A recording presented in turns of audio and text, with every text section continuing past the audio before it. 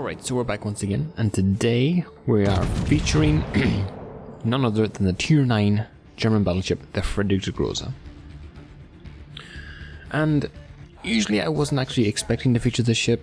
I don't think it's a very good ship.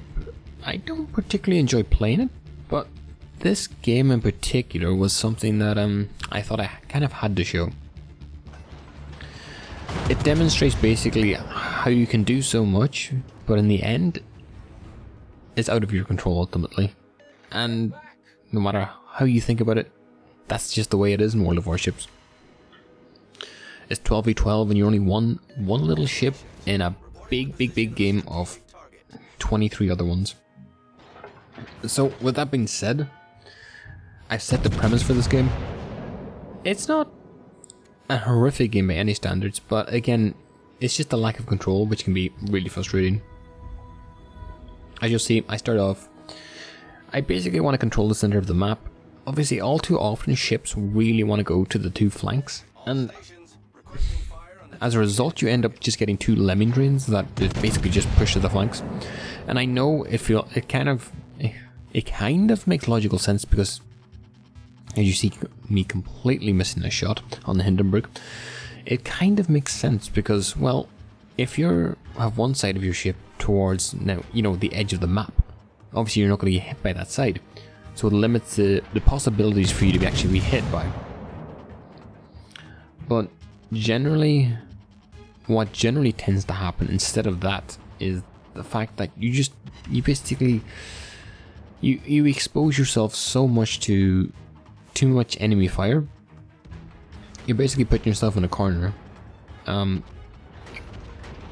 because you have no ability to get any crossfires, you're basically, when you have to, if you take too much, like even if you take too much fire bow on, not even the Kremlin can withstand a hell of a lot of damage bow on, if it's HE or even if it's AP. So eventually, if enough ships focus you, you're gonna have to turn out. But how can you turn out when you have one side facing the edge of the map and the other side you're basically forced to just make a single decision, and the fact that the enemy team knows you're going to make that decision, and as a result you're just going to get dumpstered. But I'm having limited success in the Friedrich Der Große. The cooldown is pretty decent, I will say that much for it, but at the same time the accuracy just isn't there even after the buff. And by God did it need that buff. But again, I find a lot of my shells going either side of the ship, or, you know, getting really a lot of overpens when you aim straight at the waterline at, like, you know, 14 kilometers, something like that. So again, still not very happy with the ship, but overall, what can you really expect? It's not called the worst battleship for a reason. Well, no, I wouldn't say it's the worst battleship, but one of the worst battleships. There's definitely no reason behind that. But other than that, I'm just trying to maintain control of the center of the map. Eventually trying to, you know, open up a couple of crossfires. Because if you look on the minimap, look at the position, there's no one around me. There's literally no threats at all, and I'm free to fire wherever I want. But at the same time, look at where my team is. It's just two clusters of nothingness. Whereas their team's a little bit more spread out, but again, it's still two very distinct clusters. And as I mentioned earlier, it just provides no possibilities for, you know, crossfires, getting those juicy citadels, stuff like that, which is pretty elementary to the game. It just there's no provisions for that kind of stuff. But that being said, you know, it's exactly shots like this. And again, we get overpens, but what can you do? That's more to do with my aiming than anything else. Plus the fact he's pretty far away, 17 kilometers, so you wouldn't expect the best out of the Friedrich Der Große at that range. Once again, we're just playing around. At this point, we lose 3 of our ships, and I realised very quickly we're going to have to abandon the right-hand flank, and decided to cut my losses and actually just push fully through on the left-hand side of the flank. On the left-hand side of the map, sorry. Holy, I'm pretty tired. I've been playing ranked actually a hell of a lot recently, and it leaves very little time for random battles. I'm currently trying to grind the GK, so that's the reason behind the Friedrich Der Große gameplay. But overall, I think I'll be happy to get back to random battles after trying to play through the shit show that is ranked. But we're going to keep pushing through onto A, and hopefully get that cap. If not, use the fact that the GK is so tanky to just bully our ways through that, through A, and maybe pick up a couple of kills at most. But if you'll notice, there's a cyclone pushing in, currently at 30 kilometers. And we do get a pretty nice salve on the Chapayev, which is, well, always nice. We're up to 23k, but again, I think the most important thing to have on the Friedrich Der Große is just a high rate of fire, and generally that goes for most battleships at the same time. Again, that salvo would have wrecked probably another battleship, but me? No, it's fine. I don't know how I keep missing these shots, it's incredible. But for some reason our Bismarck's pushing away against the Chapayev, the Soviet Soyuz, and the Kleber. Even with the cover of the Jean Bart, which is very strange to me. It's again, the gameplay, you never know what you're going to get in random battles, or in any battle mode for that matter. You know, the player base is very varied in its skill level overall. Not to say like I'm some demigod, I'm still a pretty average player. But I think I know something about positioning and a little tiny bit about aiming. Even if it's not been demonstrated in this game. Just as I say that, we get a Citadel and end the Chapayev's game. So you're probably noticing at the scoreboard right now, we're up, I think, we're up a ship, I think. Even though we are down in points, but that doesn't matter all that much. I popped my Hydro because the Colbert is still up, and I want to be careful of that, alongside the fact that the Ibuki is there. So, again, better to be safe than sorry. The Friedrich Der Große isn't all that maneuverable of a ship. So, I'm pretty sure even if I was able to spot torpedoes from the Kleber, I wouldn't be able to dodge them. I might be able to dodge one with the Hydro up than I wouldn't otherwise be able to, but you know, what can you do?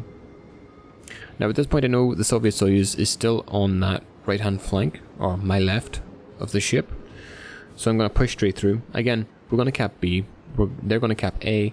Capping at this point in the game isn't going to mean all that much, as we finally spot the Soviet Soyuz. It's only 200, 300 points or 400 points. It's going to take them a while to cap out. But the Smolensk decides, for some reason, he wants to push in. I try and angle a little bit just to get some secondaries going. Again, I'm playing a tanky build here. I'm not playing a full secondary build, so keep that in mind. If the secondaries feel a little bit lackluster. At this point we get one bounce, which is pretty typical. I'm running the 406s, not the 420s. So expect a little bit less power. Obviously greater cooldown, but less alpha damage, so it is what it is. But generally at this point, my main aim is just to knock out his turrets. And if I can knock out his turrets, then he's just free damage pretty much. Finally we're pushing in. This should have happened maybe 4 or 5 minutes ago, but at the same time, at least it's happening now. Because if this had happened 4 minutes ago, then we would have control over this side of the map. We would have capped A, we would have capped B, and we would have been in a really strong position. Because if you'll notice on the minimap, our Summers and our Hipper are still up. We delete the Soviet Soyuz pretty easily. We get 3 Citadels, 4 pens. Nice stuff. And that's the second kill of the game. Now the Colbert is still a bit of an issue. My Hydro just ran out. There's the torpedoes. Pretty poorly timed, I would say. But then again, what can you do? I think I'm going to get hit by one, but the fact that I am so tanky, it doesn't really matter. I have damage con, I have heal. I could get hit by several of these torpedoes and still be 100% A-okay. That being said, we take a pot shot at the Colbert, we get that kill, I like to say that was donated to the Friedrich Der Große, not the other way around. I didn't steal that per se. The Bismarck does go down, but you know, overall, Bismarck for a Kleber, I'll take that trade any day of the week. So as you'll see now, this is a perfect demonstration of the 406s. Aim straight at the waterline from 7 kilometers, and we get 4 overpens. You'll love to see it. Now obviously, I aim a little bit higher this time. We do get a penetration, but we still get 2 overpens, which, you know, is a bit unfortunate. Generally in cruisers, when I'm shooting AP, at least when I'm playing the Thunder, if I'm shooting ships at like the Minotaur and stuff like that, as the Bookie Starps go wandering by, if I'm playing ships like the Thunder, I guess, and I try and shoot a cruiser, say like the Minotaur, which has a really kind of, or even other ships that have really slim, like the Smolensk, that has really slim hulls, I tend to aim a little bit up, and that tends to give me a lot more success in terms of citadels.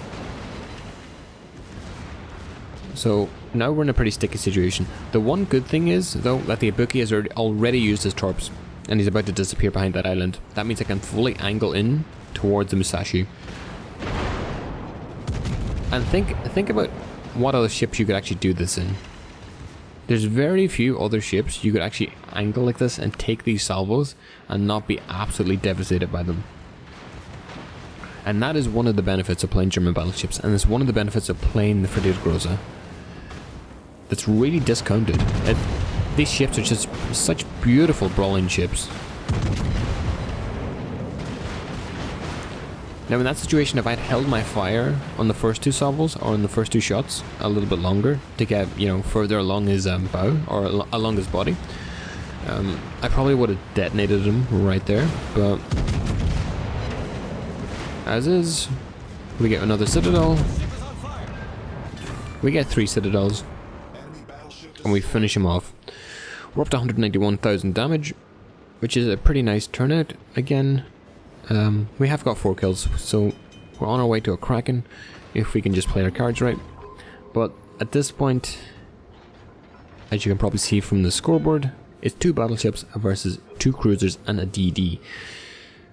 And I know which side of the trade I'd like to be on in that scenario. And a little hint, it's not the 2 battleships. Generally, it's just the fact we're just so unmaneuverable. And then when you put the Friedrich Der Große on top of that, you know, unreliable damage, unreliable shells, unreliable turrets, an unreliable ship. And then when you pair that with a Jean Bart, which isn't generally a really... It's not really a battleship you really want to move around a whole lot. Again, this Ibuki likes playing with his life. For some reason, he just loves sailing full broadside. We get 4 overpens once again. And even with the 406s. I would like to see what would happen with the 420s, but again, ifs and buts. I'm going to try and push in, knowing that what I just witnessed with the gearing torpedoes. So the Ibuki torpedoes are still to come. Again, I have 22k HP, so I could probably tank 1, maybe 2 maximum if I hit them both on my bow.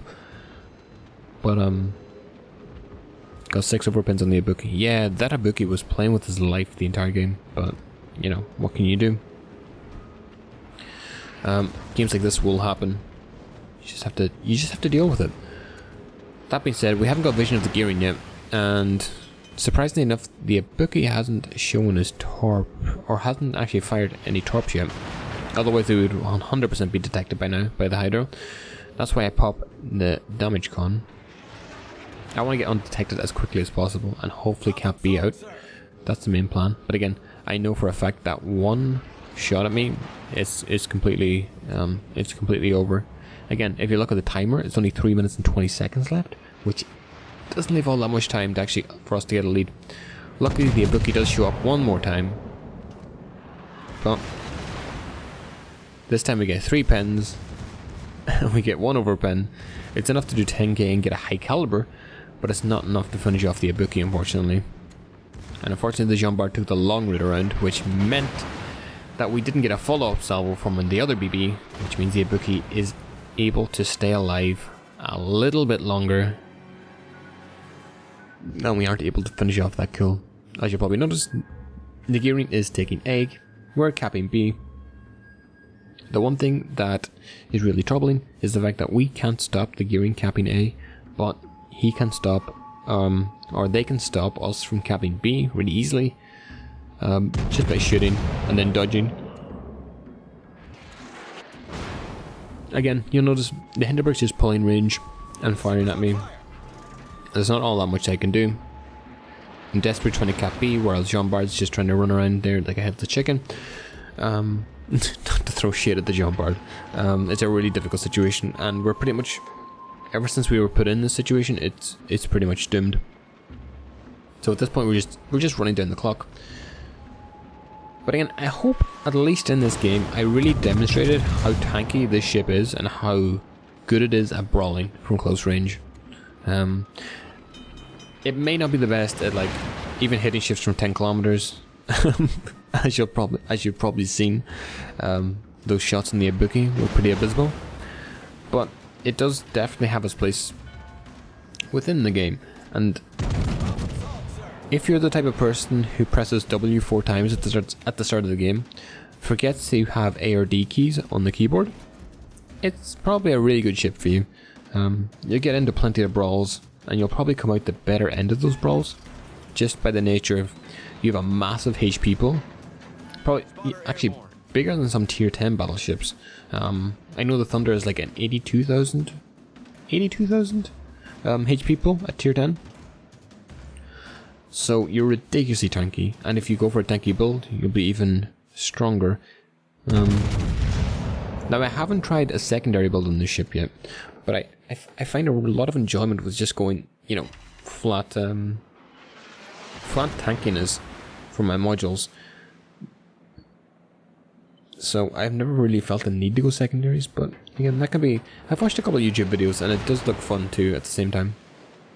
Now, one thing I will be criticizing is that you're set on fire so easily, so easily, just by the fact that you're a massive ship. So your displacement is just going to make you a fire homing missile. That made no sense. I'm sorry. I'm sorry you had to hear that, because that made no sense. But as you can probably see, there's 10 seconds left. I'm pretty tired. We've done 211k. I'm going to round it up. We've tried our best, but it wasn't to be. And with that, it's another defeat. But we had fun, we enjoyed it. And until next time, I'll see you in the next one.